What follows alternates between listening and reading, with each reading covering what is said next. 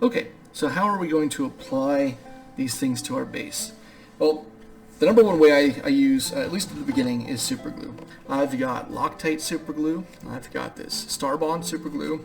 I've got the Extreme Power super glue that comes from Hobby Lobby. Again, I used the 40% discount coupon. I've got Gorilla super glue.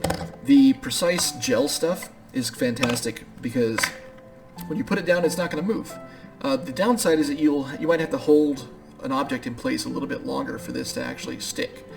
Medium viscosity or thick viscosity super glue is fantastic because it's not going to flow as much, but it's going to still get the job done. So when you squish something down, that glue is going to spread out and cover the surface area between the two objects you're trying to glue together, and it works out really well.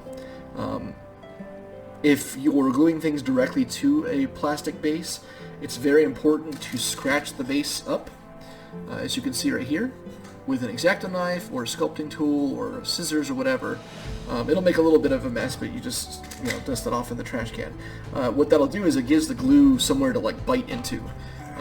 So yeah, the medium viscosity glue is it's just medium viscosity glue. I use this mostly for everything, just because it gets into the cracks a lot quicker and will hold a lot better than it'll hold faster than the thick super glue will. I found that the thick viscosity super glue tends to give you a little bit more playtime with it. So I mostly use like the medium viscosity stuff.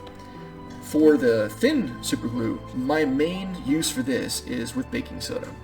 If you put medium or thick viscosity super glue on baking soda, it will just kind of sit there on the top like a bead of water, and it really won't do a whole lot.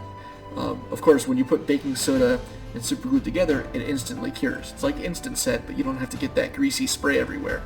So what I generally do, if I have a gap to fill, or I'm trying to solidify something down, or if I just want to make a cheap and easy, quick, like messy ice effect, I'll put down some baking soda and then drop a couple drops of this on there, and it spreads super quick. It's great for making sand dunes, beaches, underwater bases, some ice that maybe it's not super smooth, but it's also great for gap filling too. So I use this a lot for that. In fact, this one's almost out. I probably should buy some more. If I'm not gluing things down to the plastic base and I'm not filling gaps, the one thing I tend to use, if it's going to be something that needs to stay and never move, is a two-part epoxy, or two-part, like resin epoxy. I use JB Weld. I just mix it up with a toothpick on the back of, a used medicine cup that I've, mixed paint in or something. And then I just apply it with that, and it'll hold things permanently. I've never had this come apart.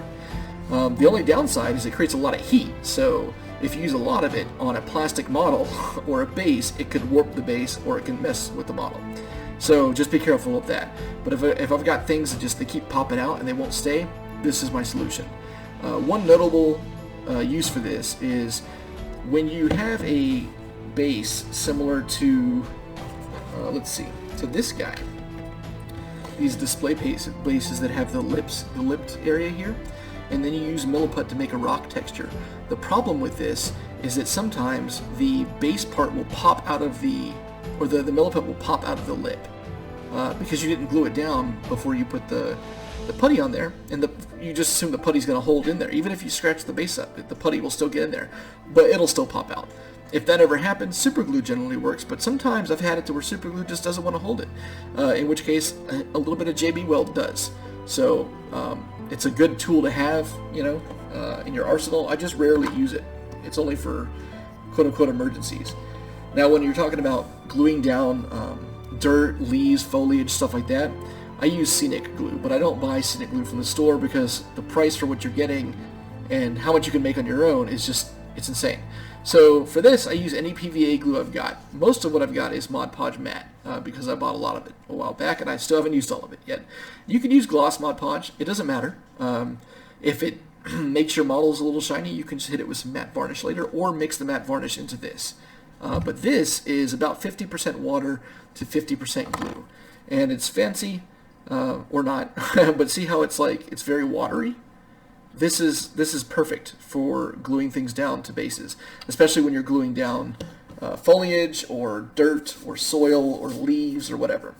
The one thing to keep in mind with this is that if the things if you're putting on something that's very small, like sand or soil or leaf litter, sometimes it'll beat up on top. It won't seep into it to glue it to the base, and the reason is because it can't break. There's not enough space in the crevices and cracks for the water tension to break, so it gets through. The trick around that is to take some isopropyl water or some isopropyl alcohol. And any version does. I generally don't use the 91% stuff because I use that from airbrush. I'll use the 70% stuff that you can get cheap from the the medicine shops or online. But you mix that about like, I don't know, 10 to 20% of that to water, like distilled water. You put it in a spray bottle, or I just use a dropper bottle like this, and you just drop it onto your thing, and the water itself would normally seep into the stuff, into the ground cover you're putting on. But when it can't, the alcohol breaks that water's surface tension so that it does. And once the ground is wet, then when you put the modeling or the Scenic glue on there, it will go in fine. It just breaks the surface tension already because it's already broken.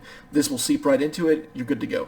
It takes a little bit longer to dry than the other kind of glues that we use, but it's fantastic. It's a key thing in building bases. Is you don't always have to use super glue. Super glue makes things crunchy. It's super shiny when it dries.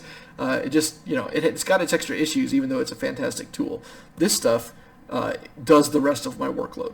So I really love making Scenic glue. Just when you use it, if it's been sitting around for a while, make sure you give it a good shake because the glue will settle to the bottom. Any PVA white glue will work. It doesn't have to be Mod Podge. So if you got some Elmer's laying around or some off-brand, use that. It's almost all the same thing. So yeah, that's it for glues. They're really handy. You can use whatever you want. This is just what I use.